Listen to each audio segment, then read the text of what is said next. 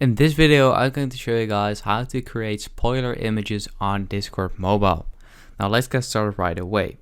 Now unfortunately, you cannot just add a picture and turn it into a spoiler image like you can do on PC. But what you want to do is you want to go to your albums and you want to select an image you want. So I'm just going to like this one. So I'm just going to click on the share icon right there, and I'm just going to save it to my files. So right there, I'm just going to save it to my phone. Let's just save it in here. So now I've saved it in my files. So we're going to the Files app right now, and now that we're here, you can see the image right there. And what we want to do is we want to rename it.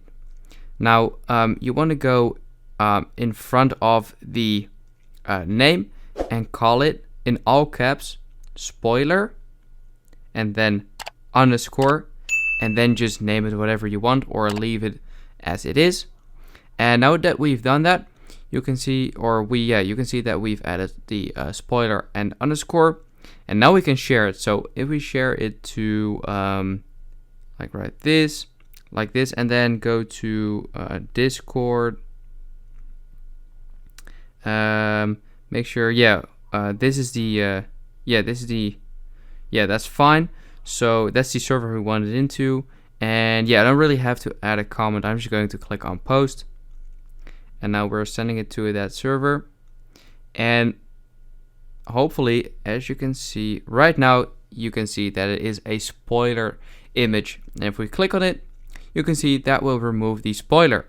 So that's how you can send a spoiler image on Discord Mobile. It's a little bit complicated compared to on PC. I really don't know why you can just do it as easy as on PC, but it is what it is. So I hope this video helped you out. Please leave a like and let me know in the comments if it worked, and I'll see you next time.